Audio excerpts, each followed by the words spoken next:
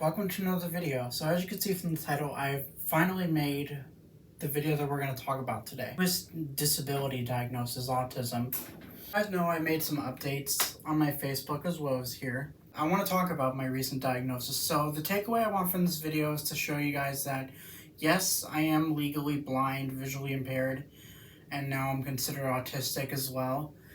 Well, mildly autistic, as I like to say.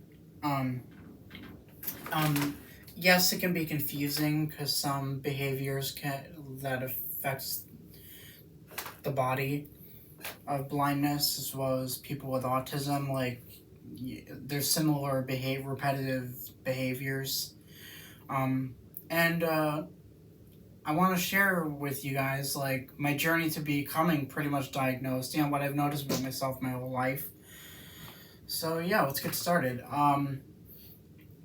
So majority of my lifetime, I always knew I had some form of autism.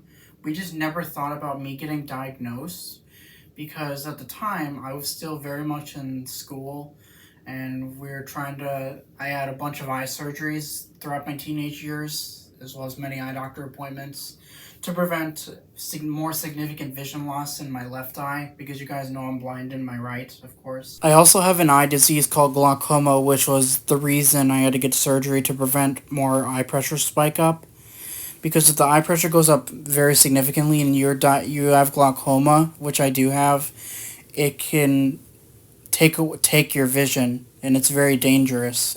Or if it goes way too low, there's like a point where it's like stabilized, and luckily my eye pressure has been stabilized, and we had to do some laser procedures to stabilize the pressure and some fluid, make sure there's not too much fluid buildup, which was part of it too. Life busy.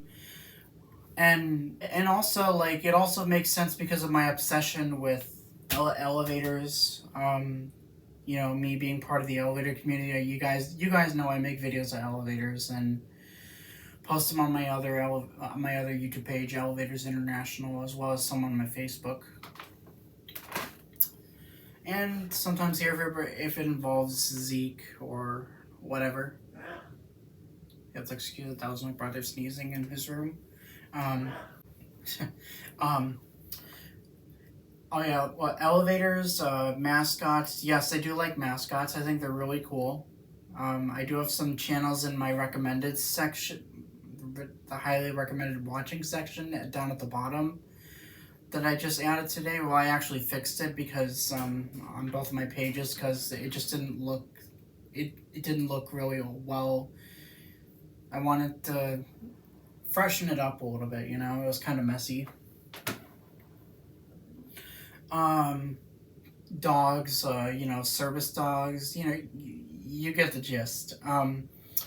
And one thing I really started noticing a lot was I flap my hands up and down sometimes, and while jumping up and down sometimes, because when I get really, really excited about something, I can help it, I can control it, and I know it's not quote-unquote socially appropriate, but when I'm really excited about something, like, sometimes I just can't help it, because, like, you know, I'm just happy.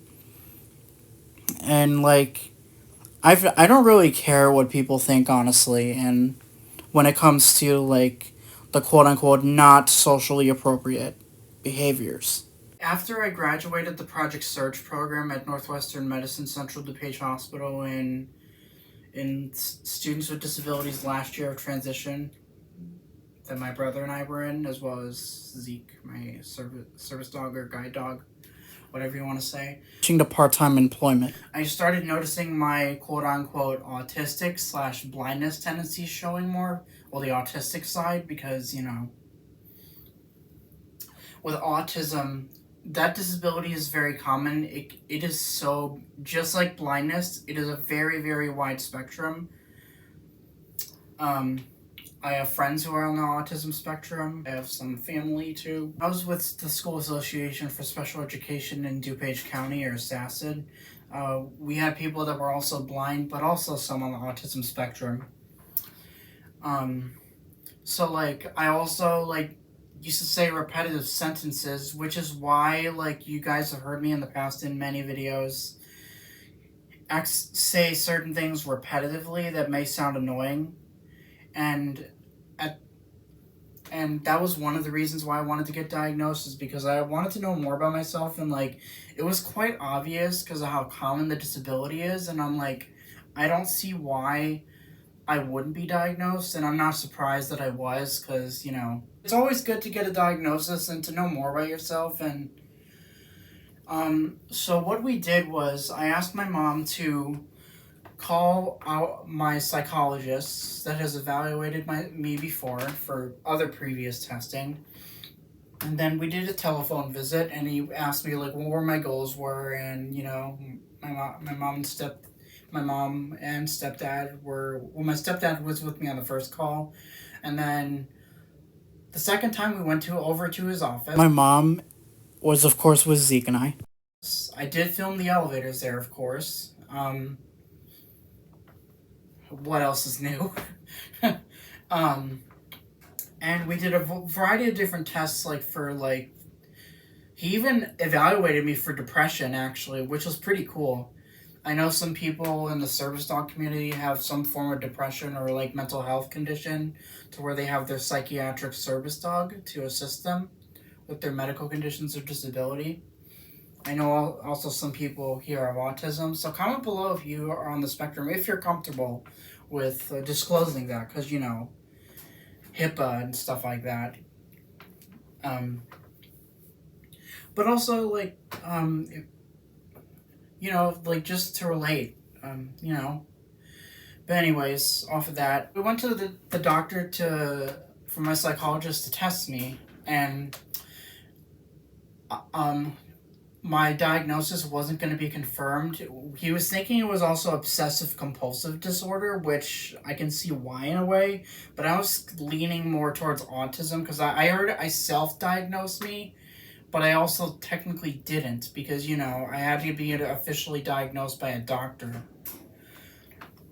So we had to do this behavioral assessment, which I'll pull up what the sections were on the screen. It was like 25 questions per page, and you just to evaluate the stuff on your day-to-day life, and what your leisure activities are, and a lot of them were involving filming elevators, going out with another fellow elevator enthusiast that I'm friends with, or just a friend to ride or film an elevator somewhere, or do little things like that. That's not all what I do. We all know that. So it was the Adaptive Behavioral Assessment 3rd edition by different psychologists: communication, community use, functional academics, home living, health and safety, leisure, self-care, self-direction, and social. Lastly was work. But that was one of the things that I put down, and I made sure I was honest. And the doctor or psychologist he's met us. He's a really good doctor. He's really patient and kind, and I feel really comfortable about him. It was also his first time meeting my service dog Zeke. He was really blown away about how amazing he was. He actually fell asleep when we were in my doctor's office and he was testing me. He actually was dreaming. I don't have a video clip or anything because that's not appropriate to do that when you're in a doctor appointment, and plus there's stuff I need to keep private because the HIPAA law, federal law. Because that's my private information, and plus But yeah, he was dreaming and he was twitching on the floor. It was cute, in his harness, of course. Next to my chair by my feet at the bottom. And the tests weren't really that complicated. It's stuff I've done before. It's very broad. It's I did things repeat different numbers backwards, or put different puzzle pieces together to test my how fast my brain works, cognitively, because I do have some cognitive impairment. So it takes me a little bit longer to process things. Depends on what it is though. But anyways, yeah, so it took during the course of that 3 weeks, that's when the behavioral assessment was sent home. My mom's stepdad did it as well as me. And then after my mom faxed them over to my psychologist in their office, they evaluated everything and they came back with the results of me being on the autism spectrum. After we had our third telehealth or call visit or FaceTime, whatever you want to call it, because it's just FaceTime, telehealth, similar concept. And the doctor said you guys weren't really surprised. You guys are not going to be too surprised about this, and I wasn't surprised either. And I sent him an email thanking him for helping me get my diagnosis and even though this sounds weird, but this is how I am as a person now. I actually wanted to be diagnosed with autism. Even though I feel that there's nothing really wrong with that because the way how I've always been, it's always been part of my unique personality, and there's nothing wrong with that for anybody, with or without a disability. Because a lot of people in the elevator enthusiast community on social media, a lot of people are on the autism spectrum, because a lot of people like me on the autism spectrum, it is a very multi-sensory experience, getting to see the numbers flash, seeing the car move, if it's glass or things like that. You guys can watch my elevator videos, you'll get the gist. But not everybody in the elevator community is on the autism spectrum. There's people that don't have autism and just genuinely and just found something they loved as a kid and joined the elevator community, I am kind of a button pusher. And these are actually real buttons right here. Let me show you. I'm angling it right. It's on the inner screen. See?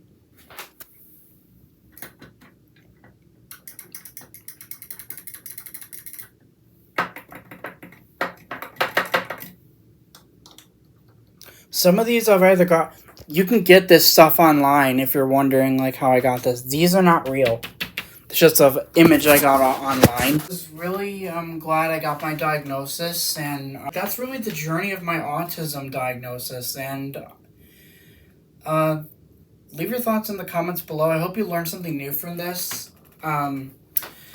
And I also wanted to share you guys this because I wanted to share with you that even though, yes, I was diagnosed later in life at 22 years old. I'm currently 22. I'll be 23 next year.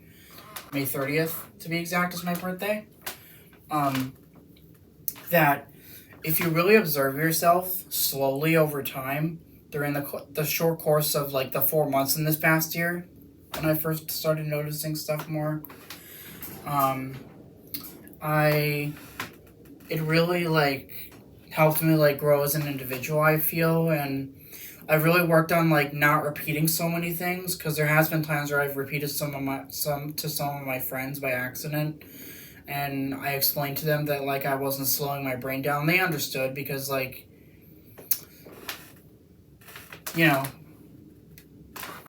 Also a reminder, it is Autism Awareness Month in the month of April every year.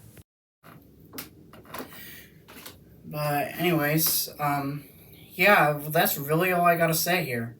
Anyways, I hope you all enjoyed this video today. Comment, like, and subscribe, and I'll see you all in the next video. Bye.